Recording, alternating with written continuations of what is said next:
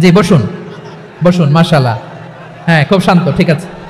Police ভাইরা না খেয়ে দিনরাত আপনারা যাতে সুশৃঙ্খল একটা প্রোগ্রাম উপহার পান, এটাই চেষ্টা করতেছে, আপনাদেরকে কষ্ট দিতে আসে নাই। একটু একটু সহযোগিতা করেন। জি মাশাআল্লাহ। হ্যাঁ, ঠিক আছে। আমার প্রিয় ভাইরা, প্রতিবেশী আস্তিক হোক নাস্তিক হোক, মুসলিম হোক হিন্দু হোক, তার সাথে ভালো আচরণ করতে হবে। বিষ্ণু ইসা ইসলাম ওনার ইহুদি প্রতিবেশীর বাসায় যেতেন। কোন প্রতিবেশী? ইহুদি। আওয়াজ করে বলেন, কোন প্রতিবেশী? ইহুদি। এক ইহুদি কিশোর বিষ্ণু ইসা ইসলামের খেদমত করতে, ইহুদি ছেলে আমার নবীর খেদমত করতো, তারা ছিল নবীর প্রতিবেশী। তো অনেক দিন হয় ইহুদি ছেলেটা আসে না। বিষ্ণুনবী খোঁজ দিলেন, ঘটনা কি? একটা ইহুদি ছেলে না আমার খেদমতে আসতো, ছেলেটা কই? খোঁজ নিয়ে জানলেন ছেলেটা অসুস্থ। বিষ্ণু ইসা ইসলাম ওই ইহুদির বাড়িতে চলে গেলেন ওই ছেলেটাকে দেখা করার জন্য, ভিজিট করার জন্য। সুবহানাল্লাহ পড়বেন না? গেলেন, যে দেখে ইহুদি ছেলেটা মুমূর্ষ, জান জান যায় যায় ভাব, বিছানায় পড়ে আছে, তার বাবা দাঁড়ানো। বিশ্বনবী তার মাথার পাশে বসলেন, মাথায় হাত বুলিয়ে দিলেন, আর ছেলেটাকে বললেন, আসলিম, হে ইহুদি ছেলে, আসলিম, ইসলাম ধর্ম গ্রহণ করো। তো ছোট্ট ছেলে ভাবে আমরা ইহুদি, এখন ইসলাম ধর্ম গ্রহণ করলে আব্বা যদি বকা দেয়, ফানাযারা ইলা ওয়াজহি আবি, ছেলেটা তার বাবার চেহারার দিকে তাকালো, দেখি আব্বা কি কয়। আব্বা যদি বলে তাইলে ইসলাম ধর্ম গ্রহণ করবে। ইহুদি ছেলেটা তার বাবার দিকে যখন তাকালো, ওর বাবা বলে, আতিয়া আবুল কাসিম, আবুল কাসিম যা বলে তাই করো। আবুল কাসিম হচ্ছে বিষ্ণু ইসলামের একটা কুনিয়াত, উপনাম। আমার রাসূলের বড় ছেলের নাম ছিল কাসেম। যেমন দেখবেন আমাদের এলাকায় কারো ছেলের বড় ছেলের নাম যদি হয় আব্দুল্লাহ, এরা আব্দুল্লাহর বাপ বলে ডাকে। কারো বড় মেয়ের নাম যদি হয় ফাতেমা, এরা কি ডাকে? ফাতেমার বাপ বলে না? তো বিষ্ণু ইসলামের বড় ছেলের নাম ছিল কাসেম। ইহুদি বাবা বলল, আতিয়া আবুল কাসেম, আবুল কাসেম যা বলে তাই শোনো, মানে মোহাম্মদ যা বলে তাই শোনো। এই কথা শুনে ছেলে সাহস পাইছে, ছেলে আবার পড়তে আরম্ভ করলো, আশহাদু আল্লাহ ইলাহা ইল্লাল্লাহ ওয়া আশহাদু আন্না মুহাম্মাদার রাসূলুল্লাহ, পড়েন আল্লাহু আকবার। বিশ্বনবীর আহ্বান শুনে ওই আহ্বানে সাড়া দিয়ে ইহুদি ছেলে শাহাদা পড়ে মুসলমান হয়ে গেল। তার হৃদয়টারে ঈমানের নূর দিয়ে আলোকিত করে দিল কে? প্রিয় ভাইরা, এবার রাসূল সাল্লাল্লাহু আলাইহি ওয়াসাল্লাম বের হয়ে আসলেন ঘর থেকে, আর বললেন, আলহামদুলিল্লাহিল্লাযী আনকাযাহু মিনান নার, প্রশংসা সে আল্লাহর যে আল্লাহ জাহান্নামে চলে যাচ্ছিল প্রায় এমন একটা লোককে মুহূর্তের মধ্যে কালেমায়ে শাহাদাতের বদৌলতে জান্নাতি বানায় দিলেন। আওয়াজ করে পড়েন সুবহানাল্লাহ। এই হাদিস থেকে আমরা কি শিখলাম? What is the moral of the story? এক নম্বর স্টোরি হলো, প্রতিবেশী ইহুদি হোক হিন্দু হোক, যাবেন, সুসম্পর্ক রাখবেন, উপহার দিবেন, বিপদে পাশে দাঁড়াবেন, তাইলেই তো আপনাদের প্রতি, মুসলমানদের প্রতি তারা আকৃষ্ট হবে, ঠিক কিনা বলেন? আপনি যদি হিন্দুদের সাথে বৌদ্ধদের সাথে নাই মিশেন, নাস্তিকের কাছে নাই যান, তো ইসলামের সৌন্দর্যটা ওরা বুঝবে কেমনে? আমার অনেক হিন্দু পরিচিত ভাই আছে, ওরা আমাদের ইফতারির প্রোগ্রামে এসে একসাথে ইফতারি করে। অনেক মদখোর আমার সাথে বসে একসাথে ডিনার করে, হাফ প্যান্ট পরা, গলায় স্বর্ণের চেইন, হাতে স্বর্ণের ব্রেসলেট, আইসা আমার সাথে ডিনার করছে, আছে এরকম। গাঁজাখোর, আমি বলে আসো, welcome welcome to my dinner, আসো বসো, বসলেই তো আমি ওর ডিএনএ, চিন্তার ডিএনএ চেঞ্জ করে দেওয়ার সুযোগ পাবো, চিল্লায় বলো ঠিক কিনা? আসতে হবে আমার কাছে। Hour door is open, the door of Islam is open 24/7। সব সময় আমাদের ইসলামের দরজা আমার অমুসলিম ভাইদের জন্য খোলা আছে না নাই? এই হাদিস থেকে দুইটা শিক্ষা। এক নম্বর শিক্ষা, প্রতিবেশী মুসলিম হোক অমুসলিম হোক, যান, অসুস্থ হইলে একটু আপেল নিয়ে যান, আঙ্গুর নিয়ে যান, কমলা নিয়ে যান, তাদের সাথে ভালো আচরণ করেন। ইসলামের বিউটি দেখে, সৌন্দর্য দেখে অবাক হবে, নসিব ভালো হলে কোনোদিন কালিমা পড়ে মুসলমান হয়ে যাবে, ঠিক কিনা বলেন? তাহলে অমুসলিমের সাথে ভালো সম্পর্ক। বিশ্বনবী ইহুদির বাড়িতে গেলেন, ইহুদির বাড়ি, আর আমার মুসলমান ভাই আমার কাফের বলে, এরকম আছে না নাই? মুসলিমরা দেখতে পারে না, সহ্য করতে পারে। বিষ্ণু ইসলাম ইহুদির বাড়িতে গেলেন, এটা একটা শিক্ষা। আরেকটা শিক্ষা হলো, ভাইরা ধাক্কা মারে এসে সামনে এসে কি লাভ? প্রোগ্রাম তো শেষ হচ্ছে, এখনই শেষ হচ্ছে। তো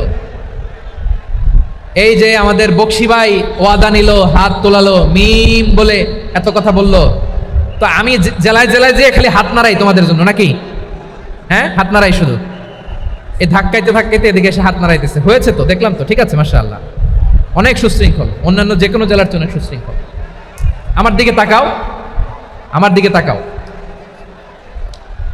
ঠিক আছে। এই যে দাঁড়িয়ে আছে, একটা ছেলে নড়ে না, দেখছেন? মাশাআল্লাহ মাশাআল্লাহ মাশাআল্লাহ। হ্যাঁ, এইভাবেই। আর কয়েকটা মজাদার কথা আছে, শোনো। এই হাদিস থেকে আমাদের শিক্ষা হলো, আমার প্রতিবেশী যেই ধর্মের হোক, আমি সম্পর্ক রাখবো, অসুস্থ হলে যাব। কি বলেন ভাইরা, যাবেন না? যাবেন না আপনারা? আচ্ছা, 2 নম্বর শিক্ষা হলো বিষ্ণু ইসা ইসলামের খাদেম ছিল ইহুদি। এতদিন খেদমত করলো, একদিনও বিশ্বনবী ওরা কালিমার দাওয়াত দেয় নাই। কারণ কি? বিশ্বনবী একটা ভালো সময়ের অপেক্ষা করতেছিলেন, প্রপার টাইমিং। দাঈর কাজ হচ্ছে দাঈ ইলাল্লাহ, সে হচ্ছে সুযোগ সন্ধানী। দাঈ সুযোগ খোঁজে, কখন দাওয়াত দিলে ব্যাটে বলে হবে, ঝোপ যে কোপ মারে। ঠিক কিনা বলেন? বিষ্ণু ইসলাম ভালো সময়ের অপেক্ষা করতেছিলেন, দেখি ভালো সময় আসুক আসুক আসুক আসুক। আস্তে আস্তে এমন সময় আসছে, ছেলে এবার মুমূর্ষ। অসুস্থ ব্যক্তির হৃদয় অত্যন্ত নরম থাকে। হসপিটালে যখন কেউ যায় তার হৃদয়টা বড্ড নরম থাকে, মৃত্যুর ভয়ে তার অন্তরটা নরম থাকে। ঠিক কিনা বলেন? এই প্রপার টাইমিং এর অপেক্ষা করতেছিলেন। যখনই টাইমিং পেয়েছেন দাওয়াত দিলেন, পড়ো লা ইলাহা ইল্লাল্লাহ, সুবহানাল্লাহ পড়েন সবাই। তাহলে ইসলাম অমুসলিম প্রতিবেশীর সাথে ভালো আচরণ করতে বলে। ইসলাম অমুসলিম মাতা পিতার সাথেও ভালো আচরণ করতে বলে। মাতা পিতা যদি অমুসলিম হয় তাহলে ফেলে দিতে পারবেন? পারবেন?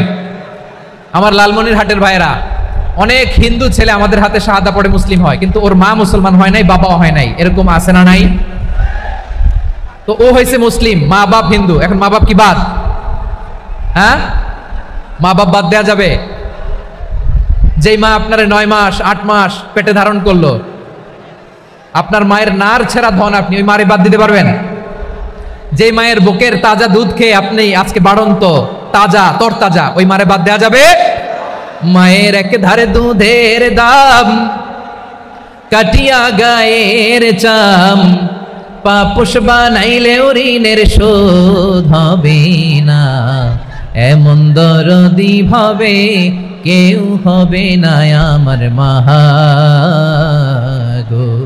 মায়ের এক ধারে দুধের দাম, কাটিয়া গায়ের চাম, পাপুষ বানাইলে ঋণের শোধ হবে না, এমন দরদি ভাবে কেউ হবে না আমার মাহা গো। ঠিক না? মাকে তো বাদ দেওয়া যায় না। وَقَضَى رَبُّكَ أَلَّا تَعْبُدُوا إِلَّا إِيَّاهُ وَبِالْوَالِدَيْنِ إِحْسَانًا। আল্লাহ বলে অবধারিত 2টা ভার্ডিক্ট তোমাদের জন্য, এক আল্লাহর ইবাদত করবা আর মা বাবার প্রতি ইহসান করবা। আদেশটা কার? মা বাবার প্রতি ইহসান করতে হবে। আমার মা হিন্দু হোক ভালো আচরণ করতে হবে, বৌদ্ধ হোক ভালো আচরণ করতে হবে। আমার যে সমস্ত হিন্দু ভাইয়েরা মুসলিম হয়েছ, তোমাদের মা বাবা এখনো মুসলমান হয় নাই, তাদের সাথে ভালো আচরণ করতে হবে। আপনাদের খেদমত নিজে করতে হবে অথবা খেদমতের ব্যবস্থা করাই দিতে হবে। মান্থলি যে খরচ লাগে এটা দিতে হবে। আরে তুমি এখন মুসলিম, তোমার মা বাবা হিন্দু, এখনই তো সুযোগ ইসলামের সৌন্দর্য দেখানো। এখন মা বাবা যদি দেখে আরে এটা হিন্দু থাকতে তো বদমাইশ ছিল, বেয়াদব ছিল, কি এমন ধর্ম সে গ্রহণ করলো যেটা গ্রহণের সাথে সাথে সে পাল্টে গেল? কি এমন ধর্ম সে গ্রহণ করেছে যেটা তার জীবনকে আলোকিত করে দিয়েছে? নসিব ভালো হইলে তারাও কালিমা পড়ে মুসলমান হয়ে যাবে। বিষ্ণু ইসলামের স্ত্রীর নাম ছিল আয়েশা রাদিয়াল্লাহু তাআলা আনহা, আবু বকর রাদিয়াল্লাহু তাআলা আনহুর মেয়ে। আবু বকর রাদিয়াল্লাহু তাআলা আনহুর আরেক মেয়ের নাম হচ্ছে আসমা। কি নাম? দুজনই আবু বকর রাদিয়াল্লাহু তাআলা আনহুর মেয়ে, আসমা আর আয়েশা। নাম দুইটা কেমন লাগে? আসমা নামটা কেমন লাগে? আয়েশা নামটা কেমন লাগে? সবার ভালো লাগে নাই? নাম দুটো আপনাদের ভালো লাগে? লালমনিরহাটে অনাগত যদি কন্যা সন্তান হয়, যদি মনে চায় আসমা রেখে দিতে পারবেন, যদি মনে চায় আয়েশা রেখে দিয়েন। দেশে বিদেশে এয়ারপোর্টে রাস্তাঘাটে শুধু বলে হুজুর একটা নাম দেন, আমার ছেলের একটা নাম দেন, মেয়ের একটা নাম দেন। আমার মনে আছে যশোরের আদ্দিনের মাহফিলে আমি 1-2টা নাম দিয়েছিলাম। আজকে লালমনিরহাটের এই প্রোগ্রামে কন্যা সন্তান যদি হয় 2টা নাম দিলাম, আসমা কিংবা আয়েশা। ইনশাআল্লাহ পড়েন। দুজন বোন, এক মায়ের না, বাবা এক মা দুজন। আয়েশা রাদিয়াল্লাহু তাআলা আনহার মায়ের নাম উম্মে রুমান, আর আসমা রাদিয়াল্লাহু তাআলা আনহার মায়ের নাম কুতাইলা বিনতে আব্দুল উজ্জা। আবু বকর রাদিয়াল্লাহু তাআলা আনহু 4টা বিয়ে করেছিলেন। তো একই ঘটনা ঘটেছে এই ফ্যামিলিতে। আসমা ইসলাম ধর্ম গ্রহণ করে মুসলিমা, কিন্তু তার মা কুতাইলা মুশরিকা। আই রিপিট, বোঝার জন্য আমি আবারও বলি, আসমা রাদিয়াল্লাহু তাআলা আনহা মুসলিমা, আর আসমার মা কুতাইলা, আওয়াজ করে বুঝে থাকলে বলেন, আসমার মা মুশরিকা। তার মানে মেয়ে মুসলিম, মা অমুসলিম। ভেজাল আছে না নাই? কিন্তু কুতাইলা আর ধৈর্য ধারণ করতে পারে না। নার ছেড়া ধন, কলিজার টুকরা ধন, কলিজার টুকরা সন্তান আসমারে দেখতে বড্ড মন চায়। সাইয়েদনা আসমা রাদিয়াল্লাহু তাআলা আনহা মক্কা থেকে হিজরত করে মদিনায় চলে গেলেন। হুদাইবিয়ার পর যখন মক্কা মদিনার ট্রাফিক স্বাভাবিক হলো, মক্কার লোক মদিনায় যায়, মদিনার লোক মক্কায় আসে। কুতাইলা কলিজার টুকরা সন্তান আসমারে দেখার জন্য কিছু উপহার নিয়ে বিশাল মরুপথ পাড়ি দিয়ে মক্কা থেকে মদিনায় যায়। সুবহানাল্লাহ বলেন। এখন মা আসছে মেয়ের সাথে দেখা করতে, মেয়ে তো আর দেখা দেয় না। মেয়ে ভাবছে আমার মা তো মুশরিকা, অপবিত্রা, তার সাথে কি দেখা দেয়া যাবে? বিশ্বনবীর দরবারে চলে গেলেন। সুবহানাল্লাহ বলেন। কি সৌভাগ্যবান ছিল তারা, মাসলা জানার দরকার হলেই নবীর দরবারে চলে যেত। ঘরে বউয়ের সাথে ঝগড়া হলে নবীর দরবারে চলে যেত। অনেক সাহাবী বলে আমার পেটে ক্ষুধা লাগলো আমি নবীর কাছে চলে যেতাম, কারণ নবীর চেহারার দিকে তাকালেই আমার পেটের ক্ষুধা মিটে যেত। সাইয়েদনা আসমা রাদিয়াল্লাহু তাআলা আনহা বিশ্বনবীর কাছে চলে গেলেন, যে বললেন ইয়া রাসূলুল্লাহ ইয়া হাবিবাল্লাহ ইন্না উম্মি কাদিমাতুন ইলাইয়া ওয়া হিয়া রাগিবা। আমার মা মক্কা থেকে অনেক দূর মরুর পথ পাড়ি দিয়ে উপহার সামগ্রী নিয়ে মদিনায় আমার সাথে দেখা করতে এসেছে গো নবী। আমার জানতে বড্ড ইচ্ছে হয় আমি আমার মুশরিকা মাখা করতে পারবো কিনা। আফা আসিলুহা, আগে যেমনি আমি আমার মায়ের সাথে ভালো আচরণ করতাম, যেমনি আমি আমার মায়ের সাথে সদাচরণ করতাম গো নবী, এখন আমি মুসলিমা মা মুশরিকা, এখনো কি আগের মতো সদাচরণ করতে পারবো নাকি? বিশ্বনবী বললেন নাম সিলিহা, হ্যাঁ রে আসমা, অবশ্যই অবশ্যই, আগে ঠিক যেমন তুমি তোমার মায়ের সাথে ভালো আচরণ করতে এখনো তেমনি আগের মতো ভালো আচরণ করবা। আওয়াজ করে পড়েন সুবহানাল্লাহ। কি ইসলাম আমরা পেয়েছি, কত ব্রড মাইন্ডেড আমাদের ইসলাম, কত ওপেন মাইন্ডেড ইসলাম, কত ওপেন আপ করতে পারে, চিন্তা করতে পারেন? বিষ্ণু বললেন হ্যাঁ অবশ্যই, নাম সুলিহা, আগে যেমনি ভালো আচরণ করছো আসমা এখন ওইরকমই করো, পারলে আরো বাড়াই করো। সুবহানাল্লাহ বলেন। তাহলে আমার যে হিন্দু ভাইরা হিন্দু বোনেরা ইমানের বদৌলতে দৌলতে আপনি ধন্য হয়েছেন, আপনার আম্মা আব্বা এখনো মুসলমান হয় নাই, তাদের জন্য দোয়া করেন, তাদের জন্য দোয়া করেন, আল্লাহ যেন তাদেরকেও ইমানের দৌলত দান করে। আমরা সবাই পড়ি আমিন, আরো জোরে পড়েন আমিন। এখন বলেন ইসলাম কি ন্যারো মাইন্ডেড রিলিজিয়ান না ব্রড মাইন্ডেড? লালমনিরহাটের যুবক ভাইরা আওয়াজ করো, ইসলাম কি ন্যারো মাইন্ডেড না ব্রড মাইন্ডেড? কতটা ব্রড মাইন্ডেড দেখেন। বিশ্বনবী সাল্লাল্লাহু আলাইহি সাল্লাম অমুসলিমরা যদি নবীকে উপহার দিত, ওই উপহারও বিশ্বনবী গ্রহণ করতেন। সুবহানাল্লাহ পড়েন। আপনার অমুসলিম বন্ধু যদি উপহার দেয় সেটাও আপনি নিতে পারবেন, যেটা নেওয়া জায়েজ। কিন্তু আপনার বন্ধু যদি আপনার মদের বোতল দেয়, নিতে পারবেন? হ্যাঁ, মদের বোতল দিলে পারবেন না। আপনার বন্ধু যদি আপনার পর্ক দেয়, পর্ক শুকরের গোশত মিশ্রিত কোনো খাবার, ওটা নিতে পারবেন না। হালাল যে কোনো জিনিস নিতে পারবেন। বিশ্বনবী সাল্লাল্লাহু আলাইহি ওয়াসাল্লাম অমুসলিমদের দেয়া হাদিয়া গ্রহণ করতেন। কেমন নবী ছিলেন? আমার নবীরে চিনে নেন, আমার নবীর অ্যাটিটিউড জেনে নেন। বিশ্বনবী সাল্লাল্লাহু আলাইহি ওয়াসাল্লাম যখন কোনো জনপদে যেতেন 3টা অপশন নিয়ে যেতেন। প্রিয় ভাইয়েরা আওয়াজ করে বলতে হবে, কোনো জনপদে গেলে আমার নবীর অপশন থাকতো কয়টা? আমার মতো 3 আঙ্গুল উঁচু করে দেখান আর বলুন আমার নবী কোনো জনপদে গেলে কয়টা অপশন নিয়ে যেতেন? 1 নাম্বার অপশন আসলিম তাসলাম। নতুন এলাকায় গেলে বলতেন আসলিম তাসলাম, ইসলাম ধর্ম গ্রহণ করো, শান্তিতে থাকবা, আমার ভাই হয়ে যাবা, আমরা ভাই ভাই, ইসলাম মানো, আমরা ভাই ভাই। অপশন নাম্বার কত? 1। যদি বলে না ইসলাম মানবো না, ওকে, অপশন নাম্বার 2, মুসলিম হওয়ার দরকার নাই, লা ইকরাহা ফিদ্দিন, ইসলামে কোনো বাড়াবাড়ি নাই। খ্রিস্টান আছো থাকো, বৌদ্ধ আছো থাকো, ইহুদি থাকতে চাও থাকো, কিন্তু আমরা যেহেতু রিজিওনাল সুপার পাওয়ার, আমাদের আন্ডারে থাকো, ট্যাক্স দিয়া থাকো, এটা বলে জিজিয়া। আলেম যারা আছেন বুঝবেন এটার আরবিতে কি বলে, জিজিয়া। You pay us the tax, we will give you the security. তোমরা ট্যাক্স দিবা, আমরা সিকিউরিটি দিব, আমাদের আওতায় থাকবা, কেউ তোমাদেরকে আক্রমণ করতে পারবে না, আমরা নিরাপত্তা দিব। সুবহানাল্লাহ বলেন। এটা অপশন নাম্বার কত? আচ্ছা বুঝে থাকলে বলেন 1 নাম্বার অপশন কি ছিল? ইসলাম, ইসলাম মানো, শান্তিতে থাকবা, ভাই ভাই, আমরা ভাই ভাই। অপশন নাম্বার 2, ট্যাক্স দাও, আমরা নিরাপত্তা দিব, মুসলিম হওয়া লাগবে না। এখন 1 নাম্বারও মানে না, 2 নাম্বারও মানে না, মুসলিম হবো না, ভালো, খ্রিস্টান থাকো, ট্যাক্স দাও, আমরা সিকিউরিটি দিব না, এটাও মানি না। বিষ্ণু বলেন তাহলে তলোয়ার আমাদের আর তোমাদের মাঝে ফয়সালা করবে, মুসলিমও হবো না, ট্যাক্স দিবা, নিরাপত্তা দিব, আমাদের আমরা সুপার পাওয়ার, আমাদের আন্ডারে থাকবে, এটাও না। তাহলে তোমাদেরকে তো আমরা বিশ্বাস করতে পারি না, কখন না কখন বিশ্বাসঘাতকতা করো, কার সাথে মিলে হাত মিলাও, তলোয়ার আমাদের মাঝে ফয়সালা করবে। তখন তিনি জেহাদের সশস্ত্র সংগ্রামের ঘোষণা দিতেন। সুবহানাল্লাহ পড়েন। দেখেন পশ্চিমারা জেহাদকে এইভাবে চিত্রায়িত করে না। ওরা জেহাদ বলতে বোঝায় তলোয়ার, হাত কাটো, গলা কাটো না। জেহাদ সশস্ত্র সংগ্রাম 3 নম্বরে। অধিকাংশ ক্ষেত্রেই বিশ্বনবীর সুন্দর আচরণ দেখে, আরে আমার নবীর যে নুরানি চেহারা, অনেকে তো কেবল সির্ফ চেহারাটা দেখেই কালিমা পড়ে মুসলমান হয়ে গিয়েছে। যারা মুসলিম হয় নাই তারা তাদের ইসলামেই বলবৎ ছিল, ট্যাক্স দিয়ে ইসলামের আন্ডারে ছিল। যারা এটাও মানে নাই ওইটাও মানে নাই, তাদের বিরুদ্ধে জেহাদ। বিষ্ণু ইসলাম 7ম হিজরিতে যখন খায়বার বিজয়ের পরে ইসলাম রিজিওনাল সুপার পাওয়ার হিসেবে আত্মপ্রকাশ করলো, বিশ্বনবী চিঠি লিখলেন অন্যান্য সুপার পাওয়ারের কাছে। রাষ্ট্রীয় চিঠি লেখে এক রাষ্ট্রপ্রধান আরেক রাষ্ট্রপ্রধানের কাছে, ঠিক কিনা বলেন? জানেন না আপনারা? এই যে 24-এর ছাত্র নাগরিক অভ্যুত্থানে,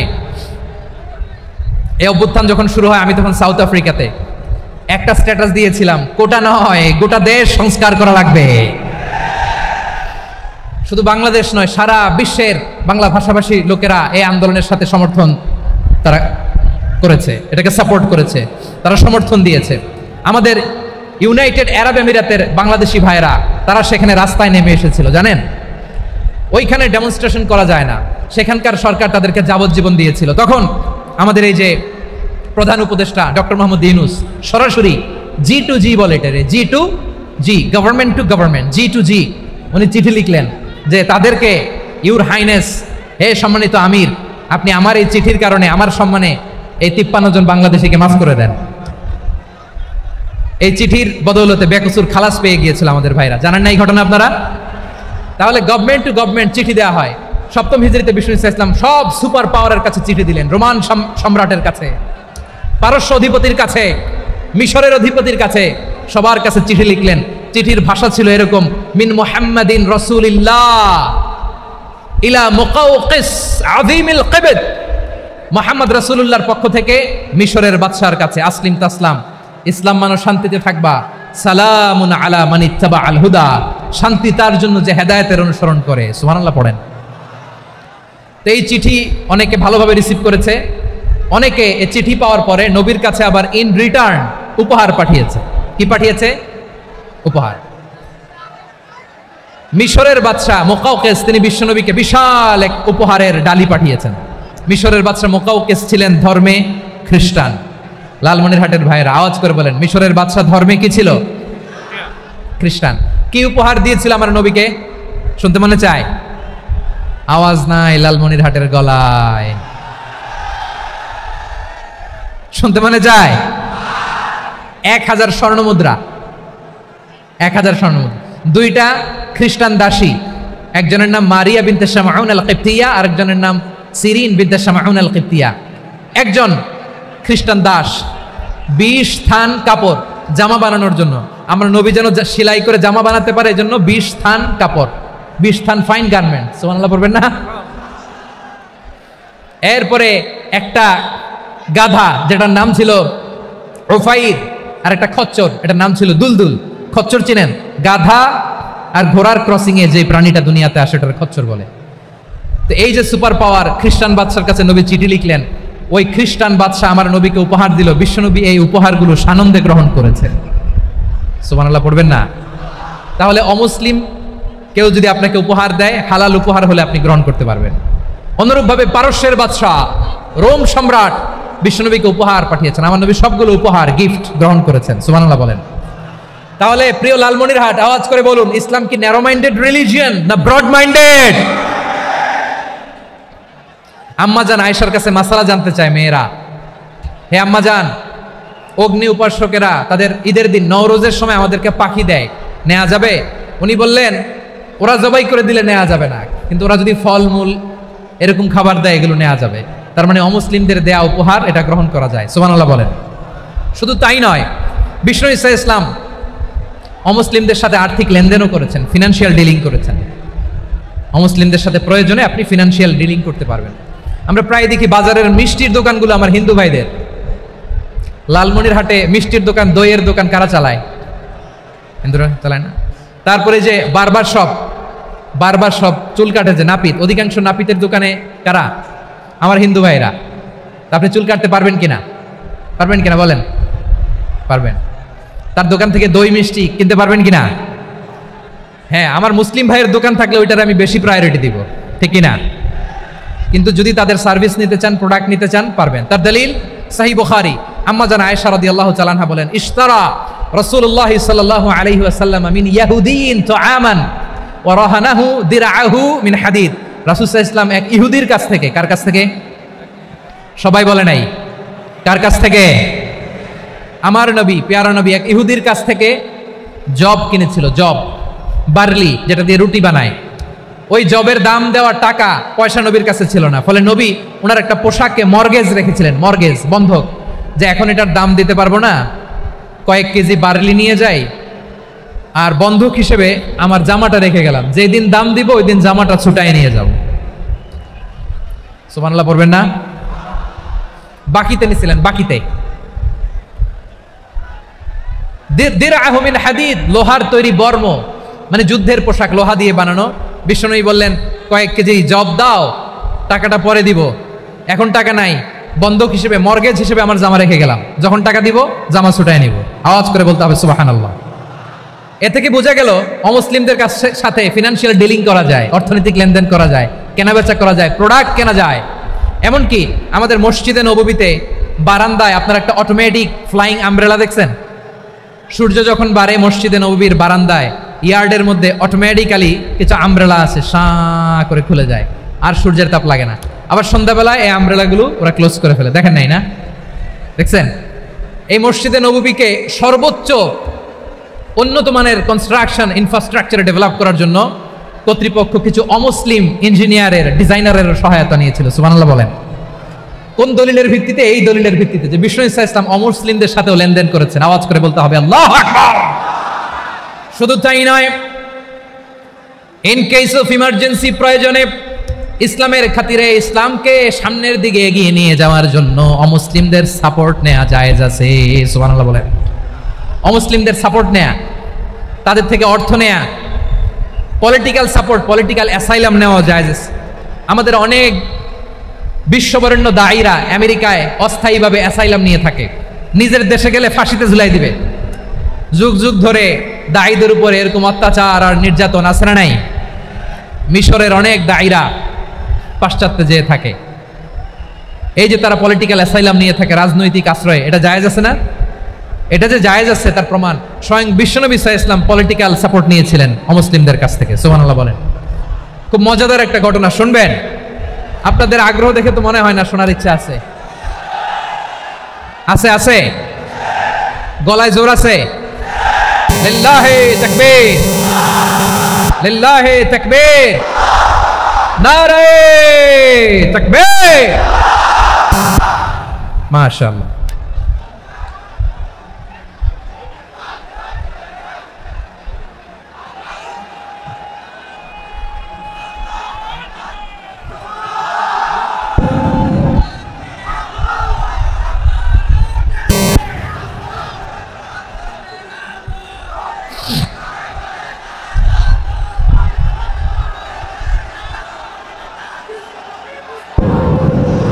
মাশাআল্লাহ, মাশাআল্লাহ। থামুন, থামুন আমার ভাইরা। বিশ্বনবীর বয়স তখন প্রায় 51 বছর। কত বছর? বিশ্বনবীর সবচেয়ে কাছের মানুষ খাদিজা রাদিয়াল্লাহু তাআলা আনহা ইন্তেকাল করেছেন। বিশ্বনবী বড্ড কষ্ট পেলেন, হৃদয়টা ভেঙে খান খান।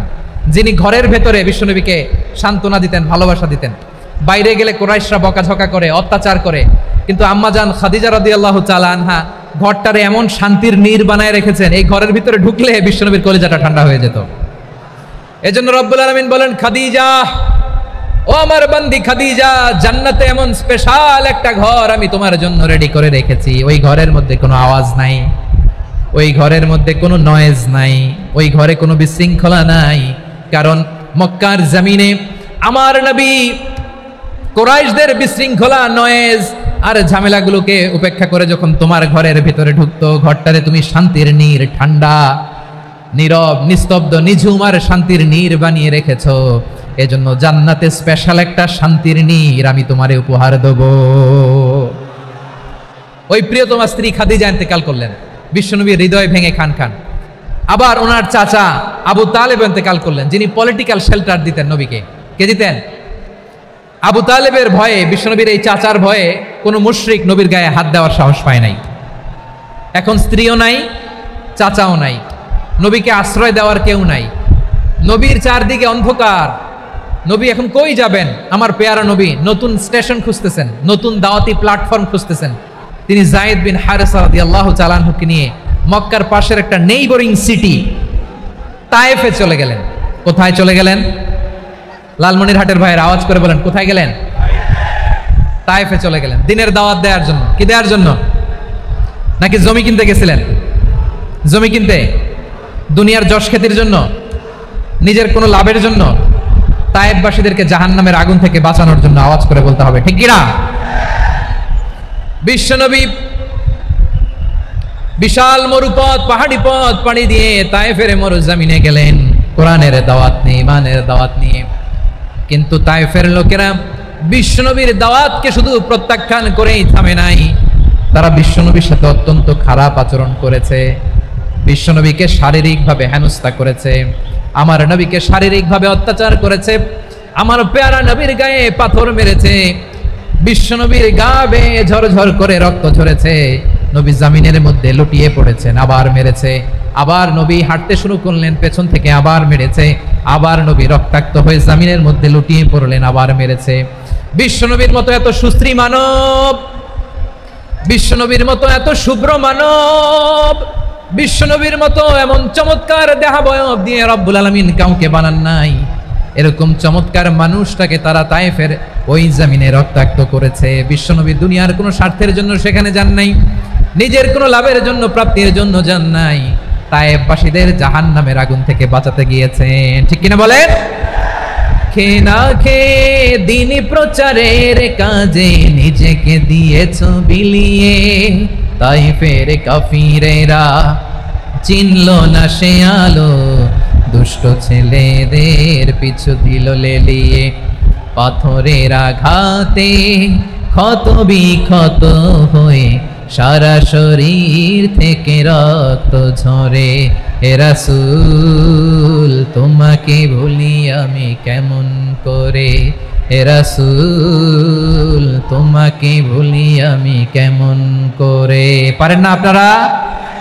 ধরুন আমার সাথে, হাজার ব্যথা বেদনার পরে ফিরে আসনি তুমি আপন ঘরে, দিনের আলো তুমি ছড়িয়ে দিতে চলে গেলে মদিনায় মক্কা ছেড়ে।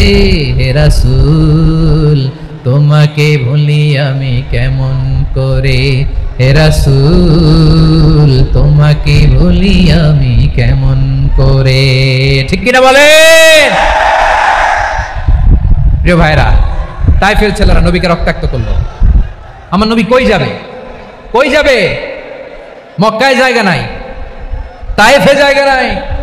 তায়েফ থেকে ভারাক্রান্ত মন নিয়ে আমার নবী মক্কায় ফিরে আসলেন। বিশ্বনবী মক্কায় ঢুকতে পারেন না। মক্কার মরুভূমির দিকে তাকিয়ে, উপত্যকার দিকে তাকিয়ে বিশ্বনবী ধা ধা করে কাঁদেন, ঝরঝর করে। নবীর চেহারা মোবারক থেকে চোখের পানিগুলো বেয়ে বেয়ে পড়ে। আমার জন্মস্থান, আমার শৈশব, কৈশোর, যৌবন কেটেছে এই মক্কায়, আমার এলাকায় আমি ঢুকতে পারি না। বিশ্বনবী মক্কার অনতি দূরে দাঁড়িয়ে জায়েদকে পাঠালেন, জায়েদ যাও দেখো কেউ আমাকে সাপোর্ট করার মতো আছে কিনা, যাও অমুকের কাছে যাও। জায়েদ গেলেন, তারাও প্রত্যাখ্যান করে ফিরিয়ে দেয়। বিশ্বনবী বললেন যাও অমুক লোকের কাছে যাও, তিনিও প্রত্যাখ্যান করে ফিরিয়ে দিলেন। কেউ বিশ্বনবীকে আশ্রয় দিতে রাজি হয় না। নিজ জন্মভূমিতে বিতাড়িত বিশ্বনবী, সর্বশেষ বিশ্বনবী বললেন যাও মুতঈম ইবনে আদির ঘরে যাও। মুতঈম ইবনে আদি মুশরিক, তার কাছে যাও। গেলেন, মুতঈম ইবনে আদি রাজি হয়ে গেল। সুবহানাল্লাহ বলেন। দেখেন, অনেক বিপদের সময়ও আমি নিজে সাক্ষী, সামাজিকভাবে, রাজনৈতিকভাবে কত ঝঞ্ঝা, কত ষড়যন্ত্র, কত কনস্পাইরেসি পাড়ি দিয়ে আমাদেরকে সামনে এগিয়ে যেতে হয়। এই শত্রুদের ভেতরেও একজনকে দাঁড় করিয়ে দেয় যে আল্লাহর কোরআনের জন্য রেডি হয়ে যায়। পড়েন সুবহানাল্লাহ। মুতঈম ইবনে আদি, আল্লাহ তার মনকে নরম করে দিলেন। মুতঈম বলে, মুহাম্মদ আমি তোমাকে আশ্রয় দিব। তার দুই ছেলেকে পাঠালেন, যাও খোলা তলোয়ার নিয়ে, স্কট দিয়ে, গার্ড অফ অনার দিয়ে মুহাম্মদকে মক্কায় ঢুকাও আর বলো আমি আমান দেব। আমান কি দিব? আমান মানে সিকিউরিটি, নিরাপত্তা। সিকিউরিটি ছাড়া, আমান দেওয়া ছাড়া কেউ থাকতে পারতো না মক্কায়। দুই ছেলে বিষ্ণু ইসা ইসলামকে নিয়ে আসলো। নবী কাবার চারদিকে তাওয়াফ করলেন, নামাজ পড়লেন। আবু জাহেল, উতবা, সাইবা, ওয়ালিদ ইবনে মুগিরা সবাই দেখে, কেউ কিছু করতে পারে না। কারণ মুতঈম ইবনে আদি ঘোষণা দিয়েছেন, আমি মুহাম্মদকে আমান দিয়েছি, মুহাম্মদের গায়ে যেন কেউ স্পর্শ না করে। আওয়াজ করে পড়েন সুবহানাল্লাহ। নবীর এই বিপদকালে মুহূর্তে মুতঈমের হৃদয়টারে নরম করে দিল কে? আচ্ছা, লালমনিরহাটের ভাইরা বলেন, এই মুতঈম কি মুসলিম ছিল না মুশরিক? সবাই বলতে হবে, মুসলিম না মুশরিক? তাহলে মুশরিকের কাছ থেকে নবী পলিটিক্যাল অ্যাসাইলাম, আধুনিক রাষ্ট্রবিজ্ঞানের ভাষায় পলিটিক্যাল অ্যাসাইলাম, যেটাকে বলে রাজনৈতিক আশ্রয়। উনার আমান বা নিরাপত্তার এই ঘোষণায় তিনি মক্কায় ঢুকলেন। যতদিন নিরাপত্তা ছিলেন। মুতঈম যখন মারা গেল, বিষ্ণু ইসলাম হিজরত করে মদিনায় চলে গেলেন। সুবহানাল্লাহ। কিন্তু মুতঈম যে বিশ্বনবীর উপকার করছে, এটা বিশ্বনবী ভুলে নাই। আমাদের অনেকে আছে, উপকার করার পরে আর খেয়াল থাকে না, খাওয়ার পরে গলা দিয়ে নামলে আর খেয়াল থাকে না। এরকম আছে না নাই? আমার নবী ভুলে নাই। বদরের প্রান্তরে 70 জন কাফেরকে যখন বন্দী করে বিশ্বনবীর সামনে হাঁটু গেড়ে দাঁড় করানো হলো, বসানো হলো, 70 জন কাফের। কয়জন?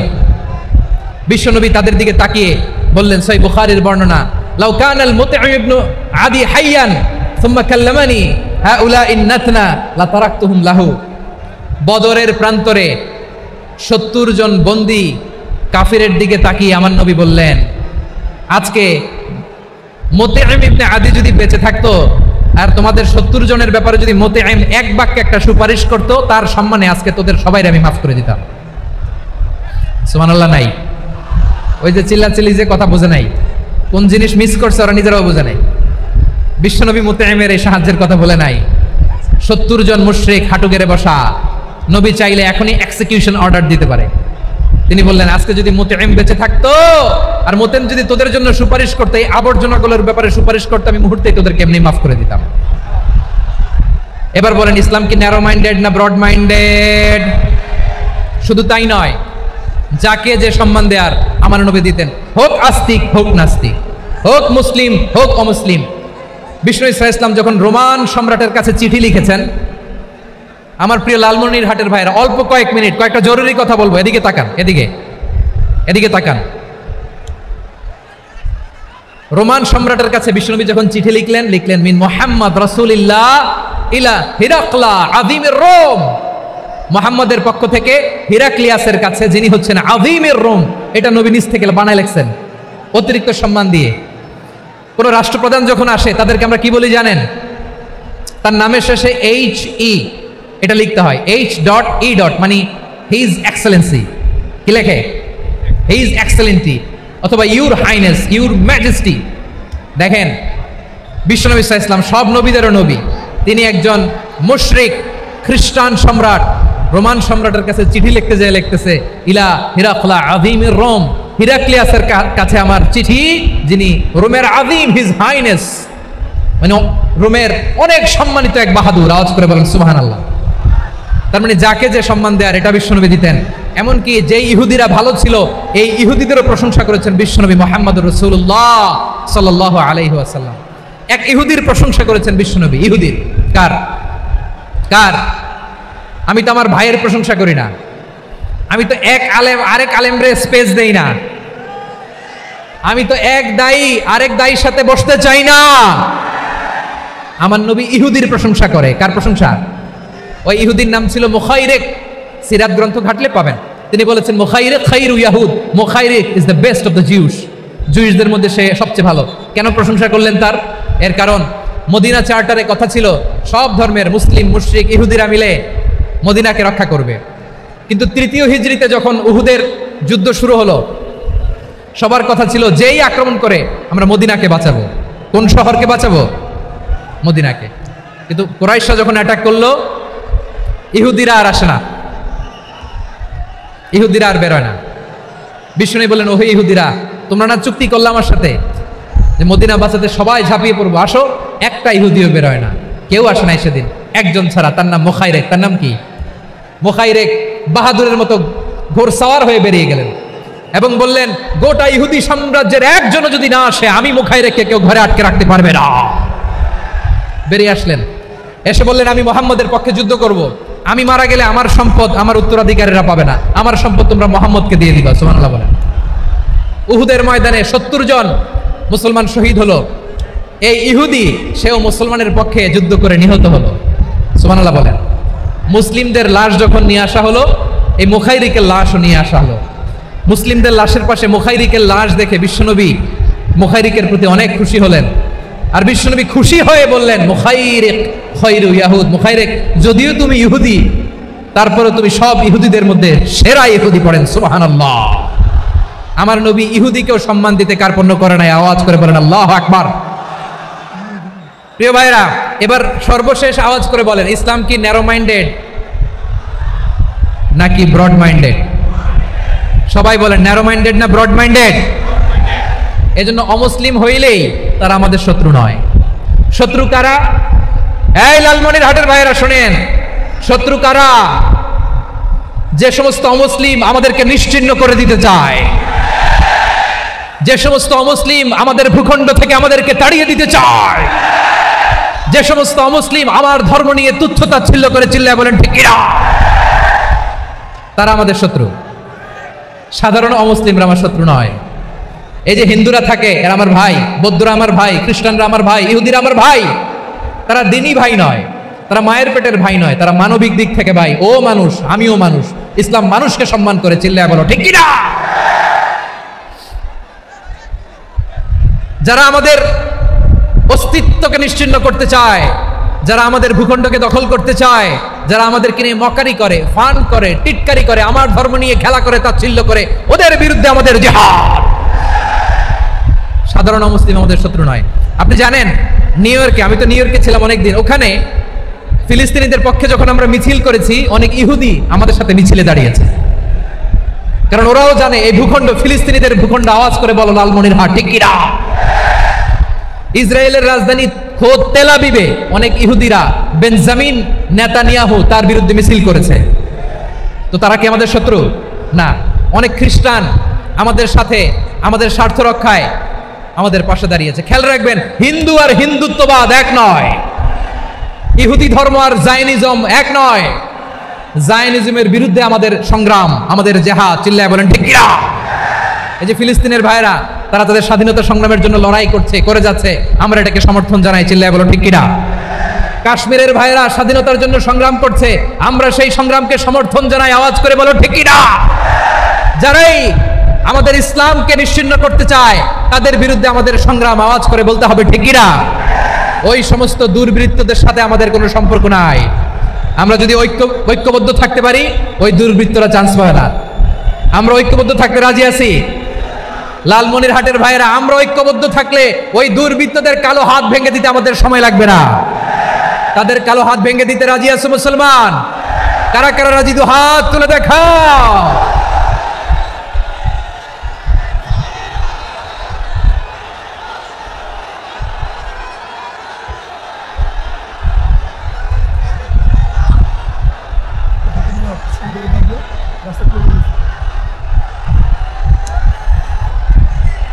আমার প্রাণ প্রিয় লালমনিরহাটের ভাইরা, শত্রু কাফের আর অশত্রু কাফেরের মধ্যে পার্থক্য আছে না নাই?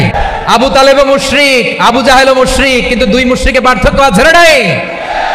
আবু তালেব নবীর চাচা, মুশরিক, মারা গিয়েছে মুশরিক অবস্থায়, কিন্তু আজীবন আমার নবীকে আগলে রেখেছে, আমার নবীকে সাপোর্ট করেছে, ভালোবেসেছে। আবু জাহেলও মুশরিক, মারা গিয়েছে মুশরিক হিসেবে, আজীবন আমার নবীর বিরুদ্ধাচরণ করেছে। আবু জাহেলের শক্তি, সামর্থ্য, স্ট্র্যাটেজি, প্ল্যান সব আমার নবীর বিরুদ্ধে ছিল।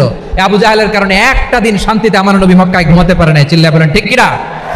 এজন্য রব্বুল আলামিন বলেন, লা ইয়ানহাকুমুল্লাহু আনিল্লাযীনা লাম ইউকাতিলুকুম ফিদ-দীনি ওয়া লাম ইখরিজুকুম মিন দিয়ারিকুম আন তাবাররুহুম ওয়া তুকসিতু ইলাইহিম ইন্নাল্লাহা ইউহিব্বুল মুকসিতিন।